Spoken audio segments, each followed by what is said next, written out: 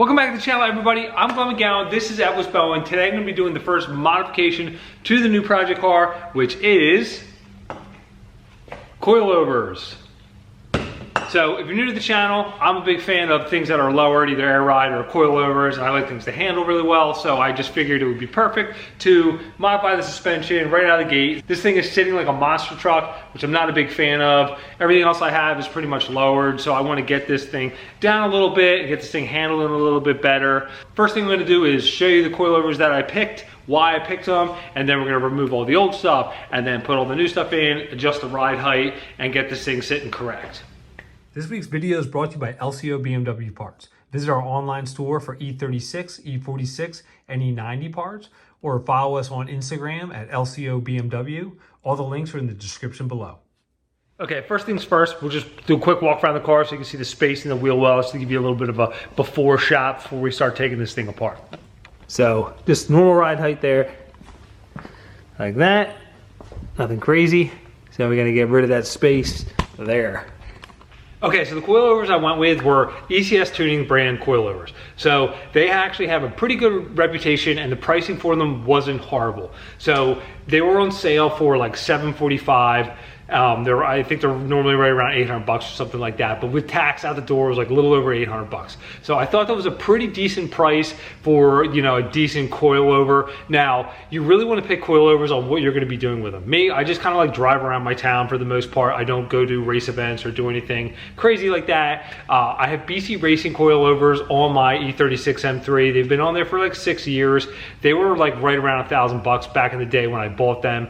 E46 BC Racing coilovers are right around $1,200, and then with tax you're close to $1,300. So I figured, you know what, for my style of driving and what I really need them for is mainly I wanted a decent coilover to lower the car and be able to hit some turns up when I want. So I figured, you know what, let me try these out. They're a good price. Now, I'm not going to go and do like a max peating rod or something like that, which is okay if you're an entry level and you just want to throw some coilovers on to slam your car. I am going to do a coilover review after these are on and I've been driving it to talk about the ranges of coilovers and stuff like that. But I figured something like this is probably perfect for me personally, but definitely it's all about whatever you're going to be doing. If you are drifting or you race your car, you definitely want to do some research and get what matches your car the best, because suspension is very important in those categories. But the ECS tuning stuff seems pretty decent. The quality of it actually seems pretty decent. So I'll show you everything in the box here and then we can get the old stuff out. So these are the front coilovers. So first glimpse, they look really good. So they just remind me a lot of the BC Racing ones, I guess because they're black, but they're, you know, the quality seems really nice. So the top there, top hat, the adjustment, this is nice thick aluminum. So it's got the adjustment for your camber and stuff like that. So, you know, first look, it actually looks pretty decent. So I'm happy with that. So this is the rear springs.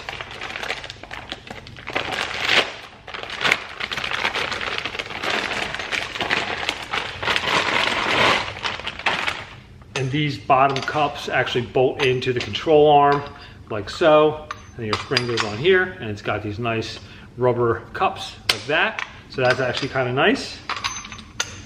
And then we have the rear shock.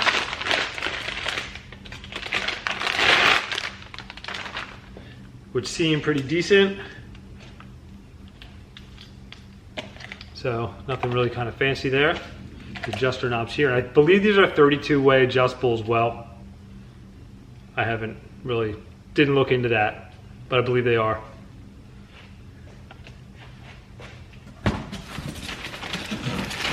And then wrenches too.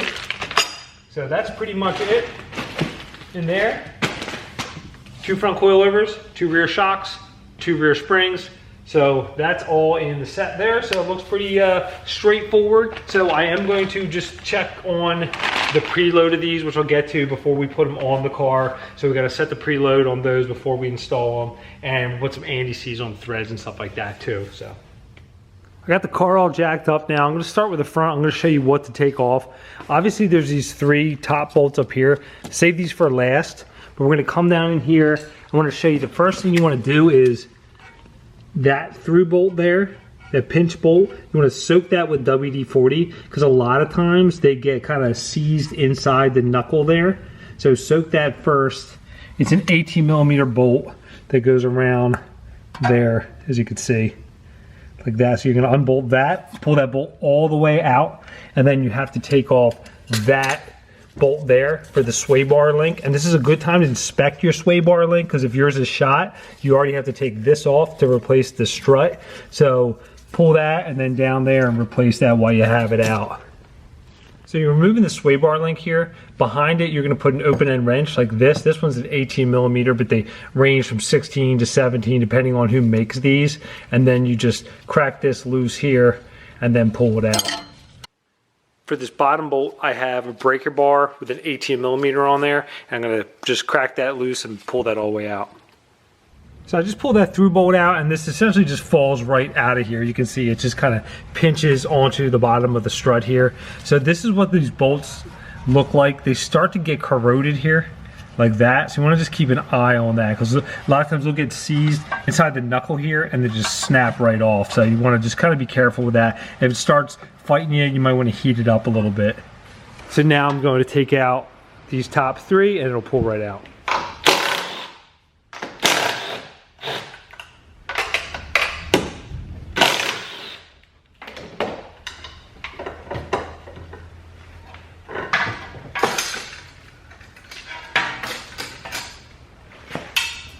There's a strut.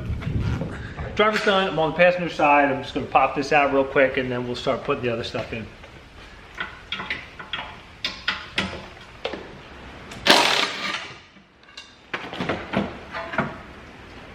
So here's just a side-by-side comparison. This is both the driver's side, the left side here. So that's the mount there for your sway bar, and then this is the same one. So make sure that they're facing essentially the same direction here, like this. If not, the passenger side one is the opposite. It should go to the back of the car. So another little thing here is that the back of the factory struts have these guide pins that go in that open area of the pinch part of the knuckle. These do not have that.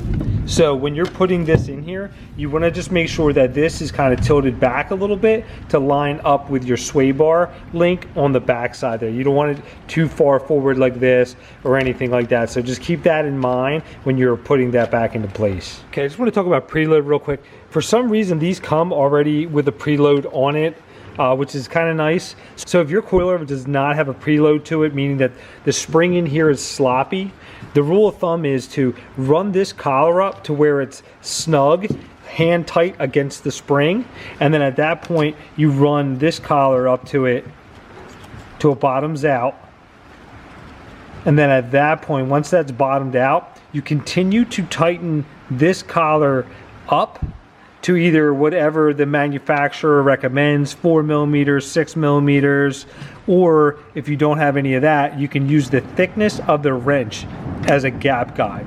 So once that's in there, you run this up like 3-4mm, and then you'll, by the time you run this up, it'll give you a gap in here like this, and then you could check it with your wrench like that. And therefore this will be up tight against on here because you're essentially loading the spring. You're tightening this down a little bit so there's no slop in there. Now what I'm going to do is I'm going to pull these completely off and these bottom collars, and I'm going to just put a lot of anti-seize on here and then wipe it kind of off just so nothing gets seized on here.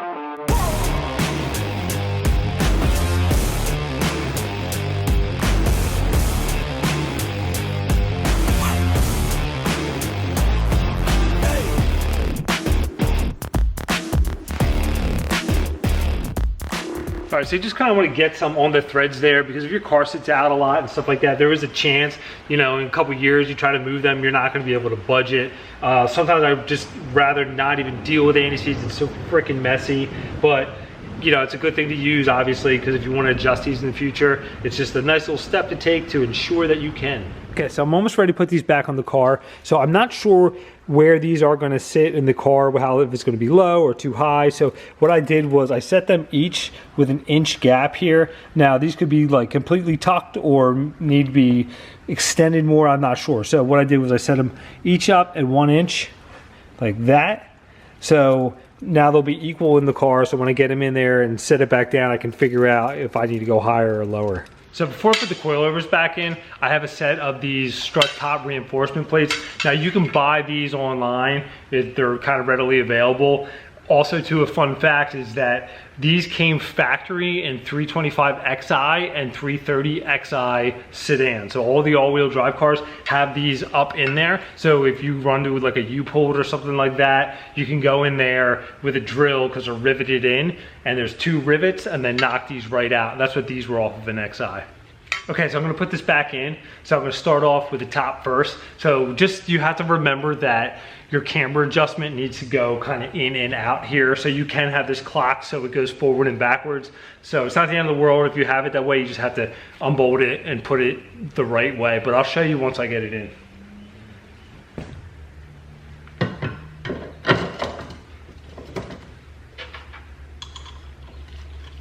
All right, so I got a jack underneath the lower control arm, and I'm just kind of using that to kind of lift this up a little bit, just so I can get this hooked up on the coilover.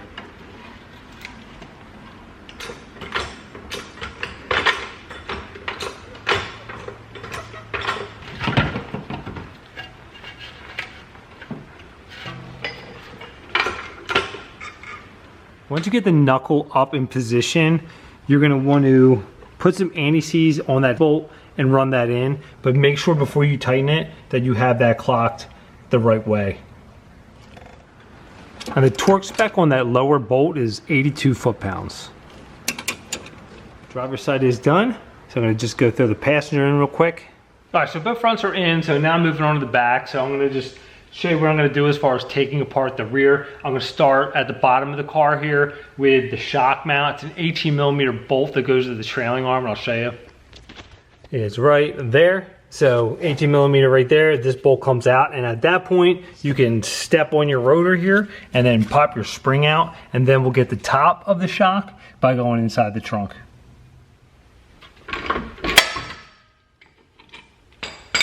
Shock bolt.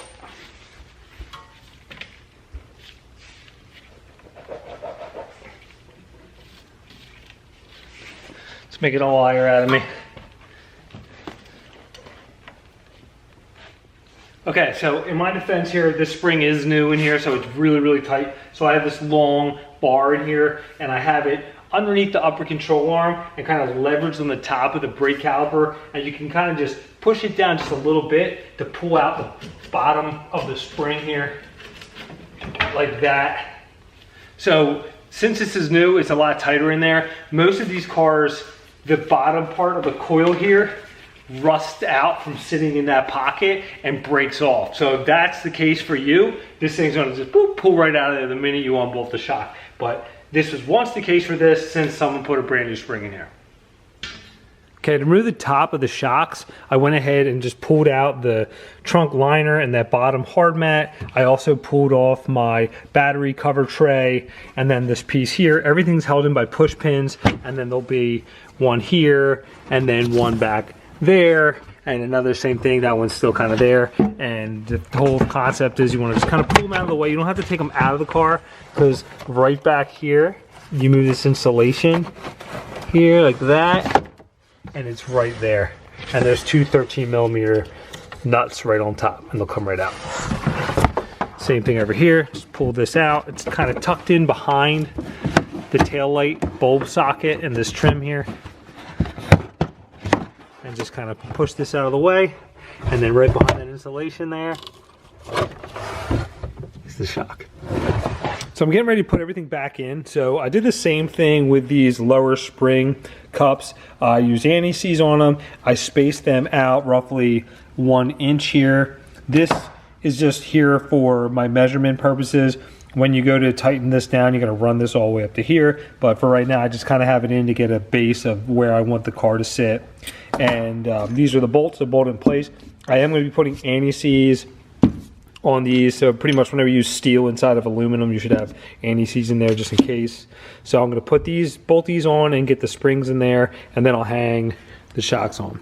So I have the lower cup bolted in place. I don't have it tightened down yet. I ended up running this down so there's like a 1/2 inch gap because I was unable to get the spring in there without it. Now I have a jack underneath here, which I'm going to just jack this up a little bit just so I have enough room to put the shock up in here and get the bolt started at the bottom, and then I'll come back in and tighten the ones from the top.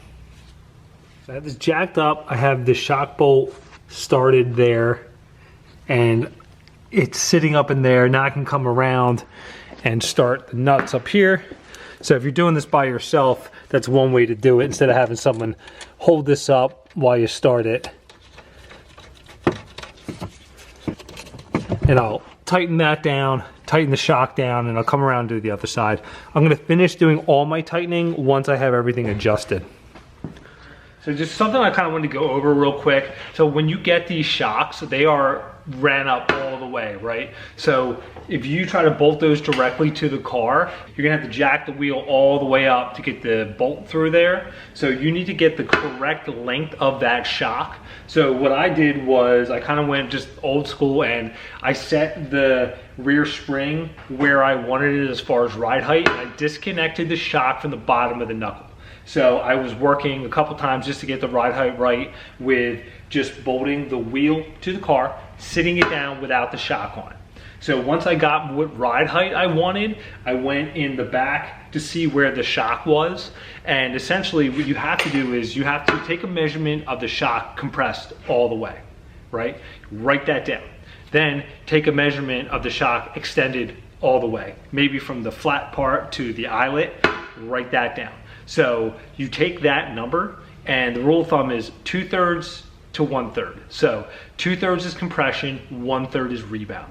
So what I essentially did, the number I got, I extended at ride height, my shock is extended 1.5 inches lower than the eyelet of the trailing arm. So it's hanging down 1.5 inches. It'll have the other 2/3 of that number, almost 3 inches, all the way up the travel.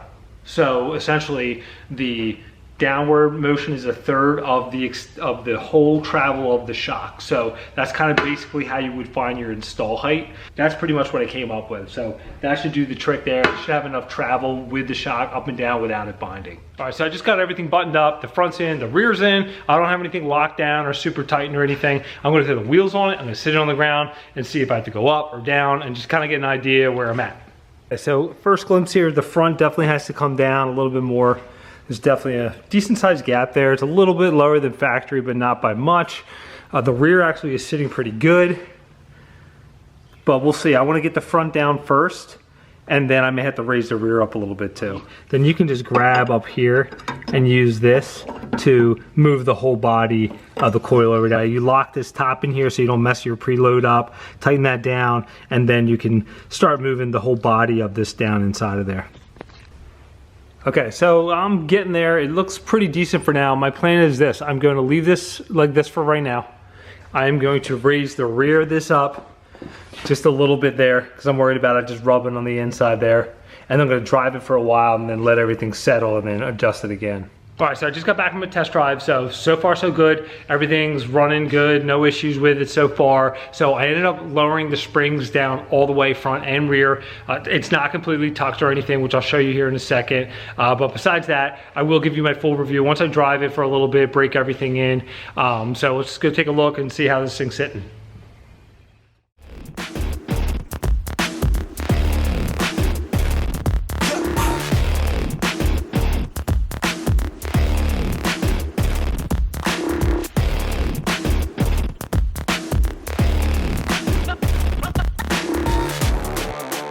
All right, so that's it. So the installation is pretty easy. Getting everything kind of fine-tuned takes a lot of jacking it up, taking the wheel off, and all that kind of stuff like that, just to get it exactly how you personally want it to sit. So besides that, pretty happy with the ECS Tuning's parts so far. So it seems like it's a pretty good product. But like I said, you know, I'm gonna drive for a little bit and then I'll give you my honest review. But so far, so good. So if you enjoyed the video, hit that like button. Thanks for watching.